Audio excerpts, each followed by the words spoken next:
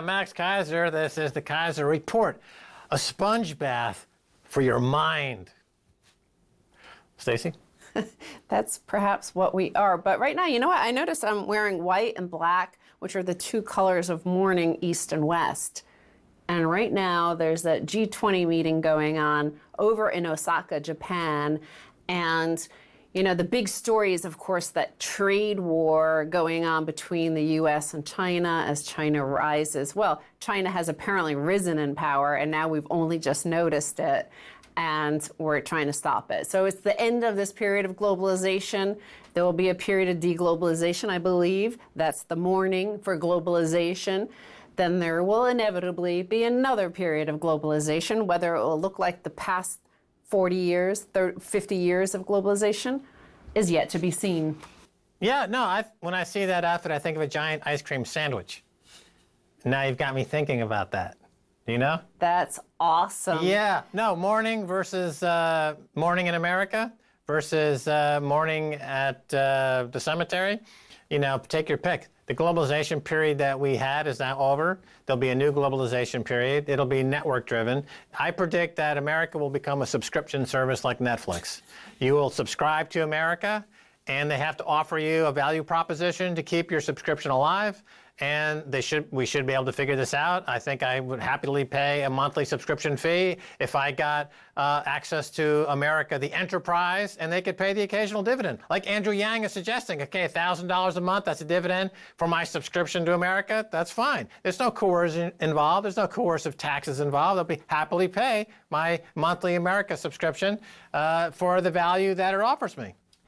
Well, you should be able to have a subscription to whichever nation on earth you want and whichever one has the best policies, because I'm going to skip ahead to the other story I had here about the United States. And what part of the reason why I think it's China has eaten our lunch is that what inevitably happens in this sort of system where you have lobbyists and political power, which is better and better and more and more concentrated, and you're able to dole out not only government contracts, that's not as important, but basically laws whereby you could forbid any competitors from rising against the powerful. So we have an oligarchic system that has emerged.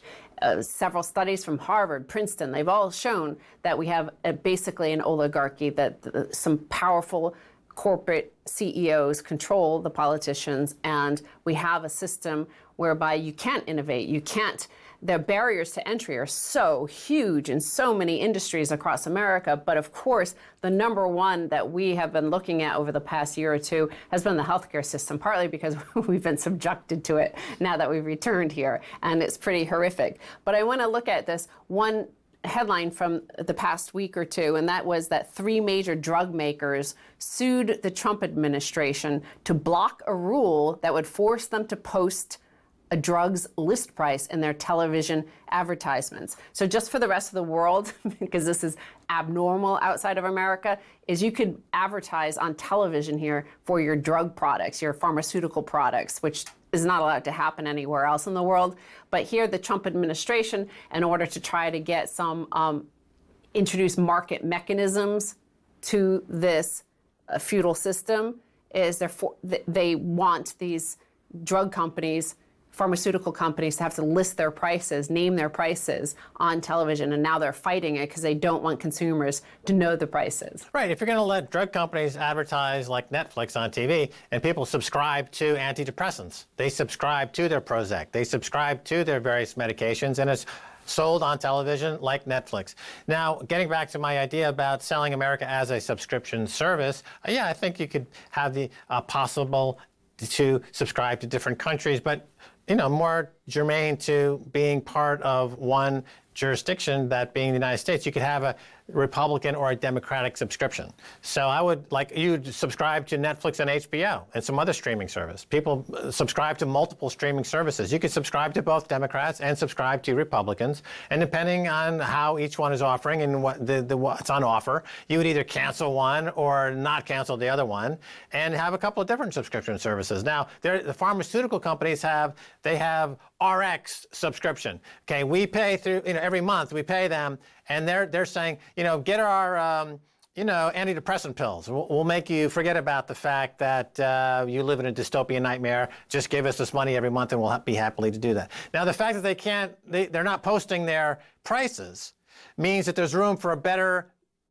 Prozac subscription service from corporate America than the one that we're having that's on offer currently. Well, I don't want to promote any particular drug because that's giving them free advertising, but I would say that whatever, all of these giants, all of these global multinationals, they don't want you, particularly in America, they don't want you to know the prices. They want price asymmetry. They want asymmetry of information. That's the opposite, the exact opposite of what a free market is supposed to be. A market is a place where a buyer and a seller come together and they have a product that the buyer pays a price for, and that establishes the price. It's supposed to be the buyer who establishes the price, right, not the seller. The seller is hoping to get the best price they can. But if the buyer doesn't know what they're buying, and of course just forget the fact that in the health system, you rely on a doctor to know whether or not you need heart medicine or antidepressants. It's not a problem to have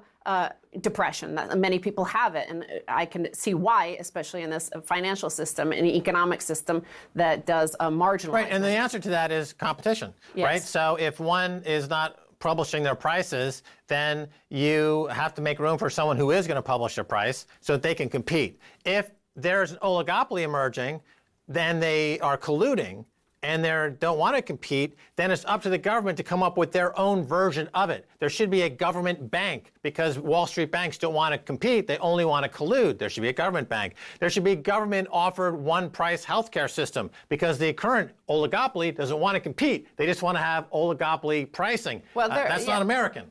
Remember, in America, all of these healthcare companies, healthcare sick, it's not actually healthcare. They don't provide any of it. It's a racket.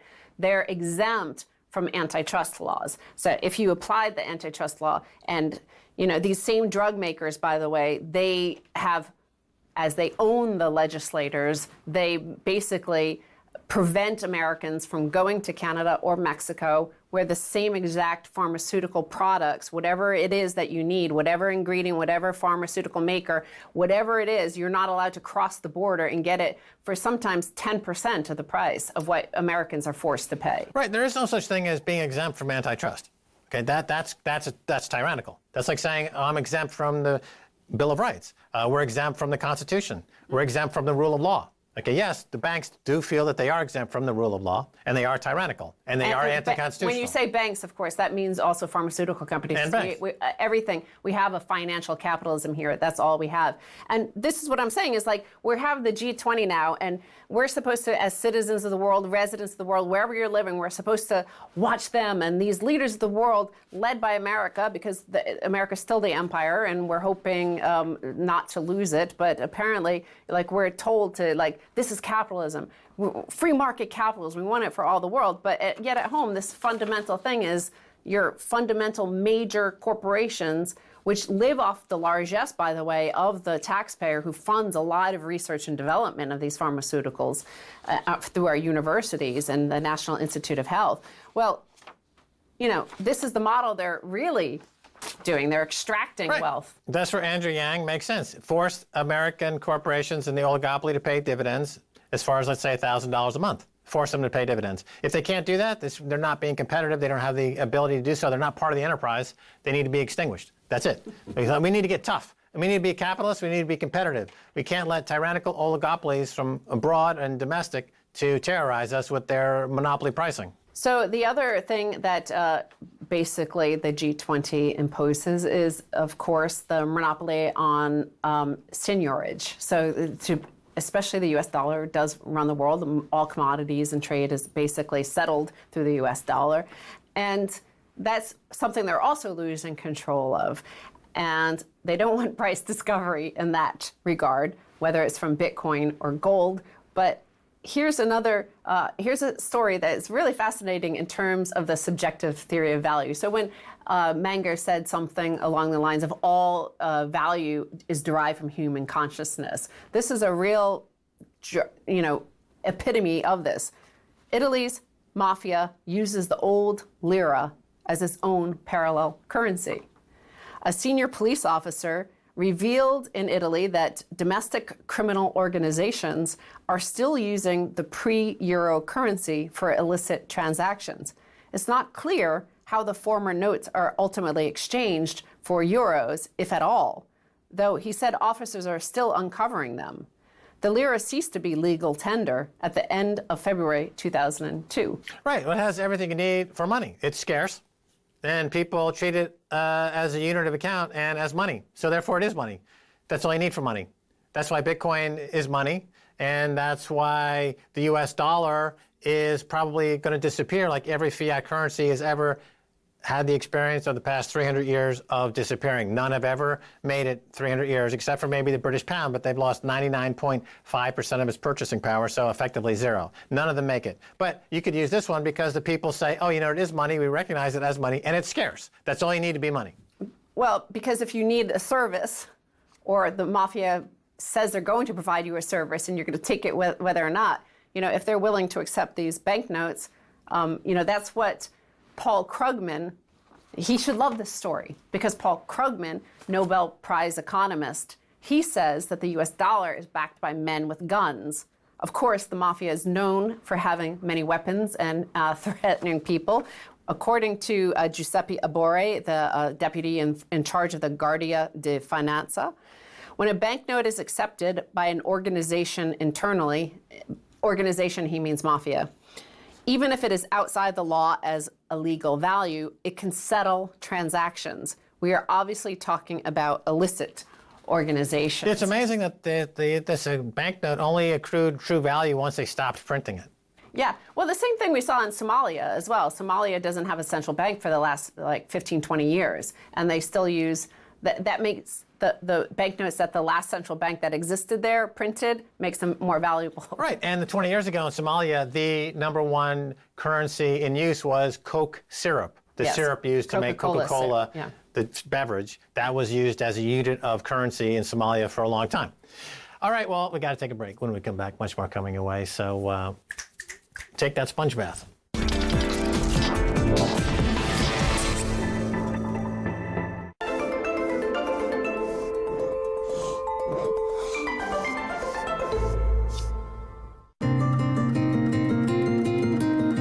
Pet food descriptions sound appetizing even for the owners. So, how to choose? The pet food industry is telling us what to feed our pets, really more based on what they want to sell us than what's necessarily good for the pet. Turns out pet food may not be as healthy as people believe. We have animals that have, you know, diabetes and arthritis. They have autoimmune disorders. They've got allergies. We are actually creating these problems.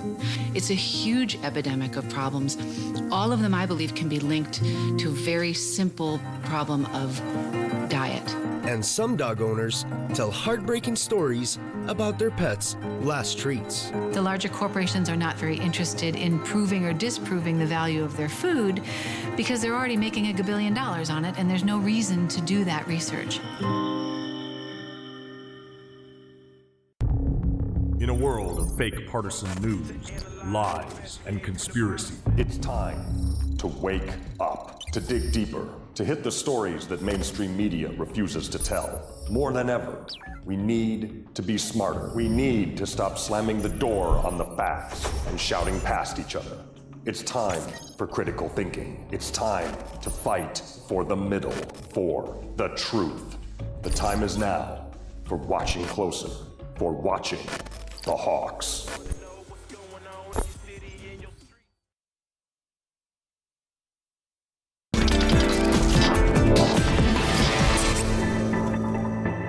Welcome back to the Keiser Report. I'm Max Keiser. Time now to turn to our resident expert on all things China, Dan Collins, a businessman who lived in China for 20 years. The past 20 years he was there. Dan, welcome back. Hey, Max. All right, so Dan, the President Trump will be meeting with China's President Xi at the G20. What do you expect? I expect some type of economic detente here, or a truce, some type of initial agreement to work. I think Trump's getting close to 2020. I think he'll take a win here. But behind foreign policy circles, we're just now, this is round one. We're gearing up for a generational conflict with China, a Cold War 2.0. But I believe out of the G20, we'll get some type of positive announcements. The trade war has been pretty surprisingly difficult for both countries. You know, agricultural exports out of the Midwest are down 50%. Chinese tourism in U.S. down 5%, while it's up 15% globally. Chinese students are not coming to the U.S. That's going down. The other side, China's been hit pretty bad. Huawei just announced $30 billion reduction in sales.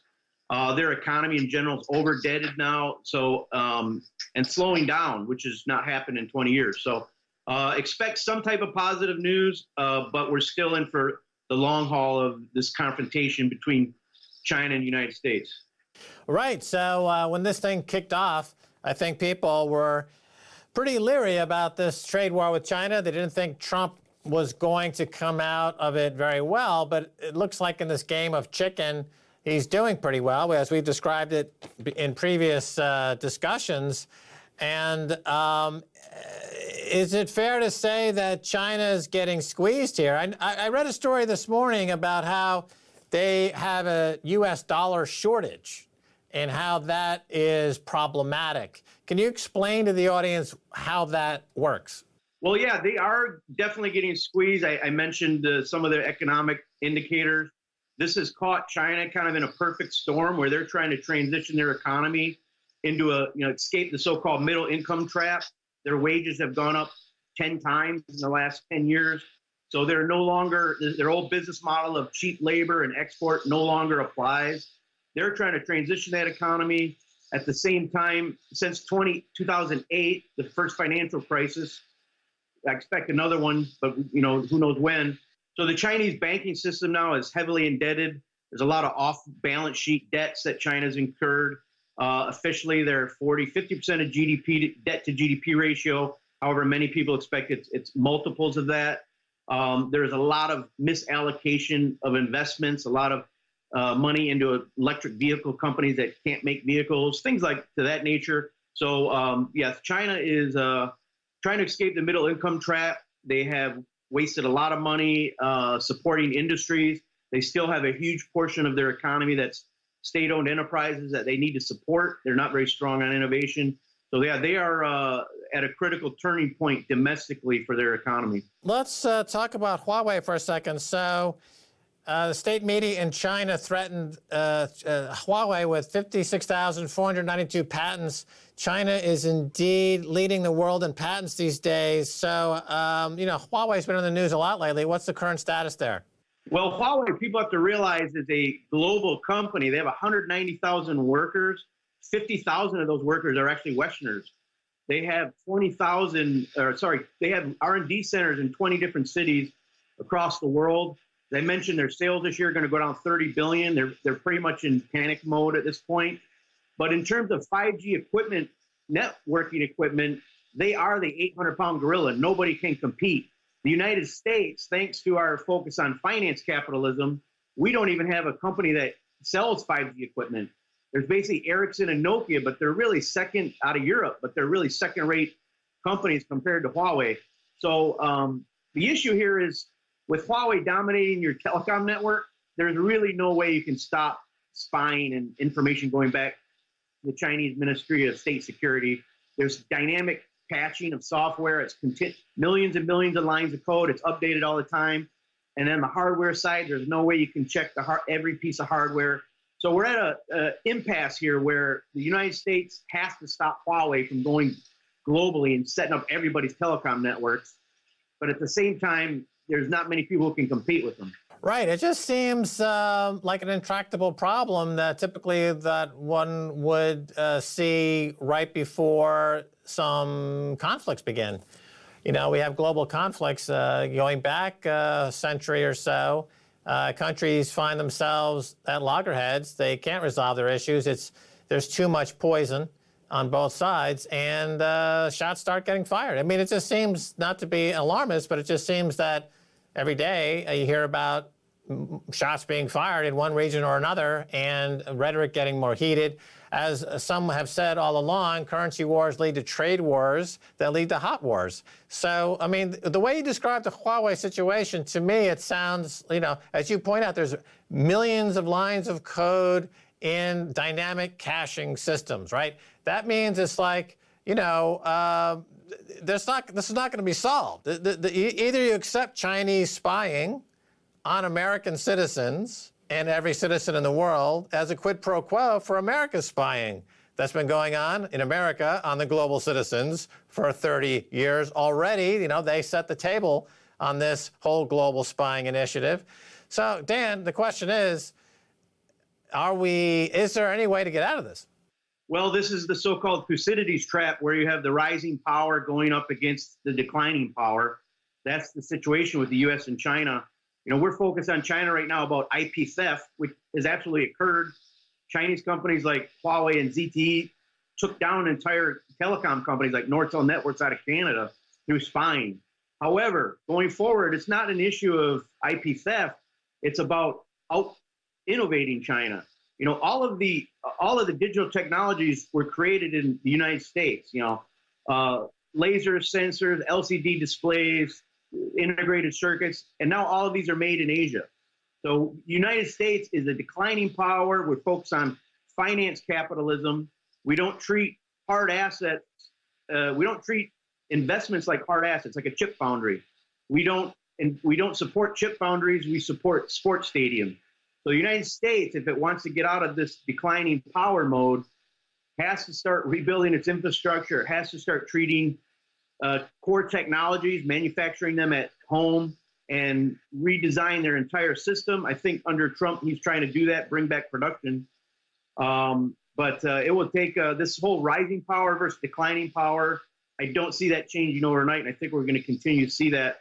And we're going to have to try to out-invent China. And, China, 80% of our PhDs in the United States in computer science and engineering are foreign students. Large portion of those are Chinese. They are out educating the United States, both domestically and, the higher levels of in the PhD areas, but also, treating these technologies like core investments and manufacturing and going up the growth curve. China's done that, immensely the last 10 years in particular. Right. Well, the U.S. is never going to do that because in order to have a robust manufacturing sector, you've got to start paying people real money. And that would mean interest rates would have to go up because they would have to respond to that rise or inflation in wages.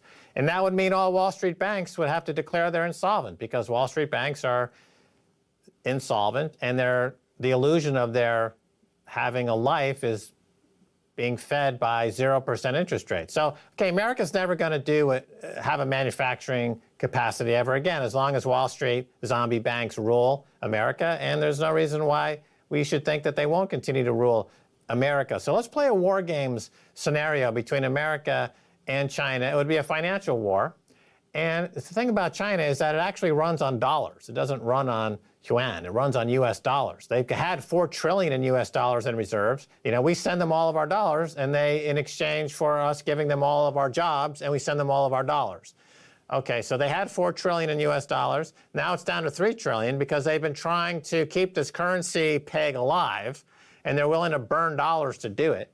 But the reports I'm getting are that the lack of dollars, the lubricant that keeps the Chinese economy going, is disappearing. It's evaporating due to the fact of this trade war. So what will China do to fight this currency war? Or, because to me, if Trump wants to go down this path, he can starve China to death of dollars and deliver a fatal blow to their economy. I think that's his nuclear option, and I think that's what he's hinting he's willing to do.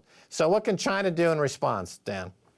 Well, yeah, it is interesting, Max. I mean, we used to think about how China controlling so much debt that if they sold that, we'd be in trouble. I think at the financial crisis, we learned we have an unlimited printing press, or at least that's the mindset of people at this stage, and that if China sold their 2 or 3 trillion in reserves, that we would just print it to make it up and everything would be okay. That may or may not be the case. I do believe absolutely it is interesting. China could run out of dollars very quickly. We saw they literally burned through more than $1 trillion in 1 year trying to defend the RMB peg just a few years ago. So we could be entering that area where they let the renminbi, we have duties against them of 25%. They're just going to let the renminbi go down 10%, 5%, 15%. They've already let it go down 5-6% since the trade war started. So they could depreciate their currency to nullify the tariffs and keep the export juggernaut going, and also continuing to increase their current account surplus and bring in more dollars. So this is really kind of a conundrum, I think, globally. Right, and the conundrum is that economies to compete have all decided that paying people wages to make stuff is not the way they want to compete. They want to engage in currency wars. So whether it's Mario Draghi at the ECB, whether it's Mark Carney at the Bank of England, or it's Powell at the Federal Reserve Bank, they've all decided they want to go to 0% interest rates, or now, in many cases, up to $12 trillion worth of sovereign debt has a negative yield. They're willing to go down into the negative yielding territory, which is wealth confiscation by another name. So that's financial oppression, the very definition of financial oppression. This is essentially the central banks acting as gulag operators. Dan, we've got about 30 seconds. Well, absolutely. Financial oppression, there's labor oppression. I mean, you combine these global trade agreements like NAFTA, where you combine the labor force, one's making $1 an hour and the other's making $15 an hour. What you get is, you get what happened in the U.S. is 30 years of negative wage growth, or no wage growth. So you have financial oppression at the middle class. You have labor oppression at the lower working classes. So as you said, I don't see any way out of this system. I don't think the U.S. will change. It's going to be Chinese state capitalist model exported globally versus the U.S. financial capitalism model. One of these two are going to have to give, and we'll come out the other side with a new world. All right, Dan Collins, our China expert. Thanks for being on Keiser Report. Thanks, Max. All right, and that's going to do it for this episode of Keiser Report with me, Max Keiser, and Stacy Herbert. I'd like to thank our guest, Dan Collins.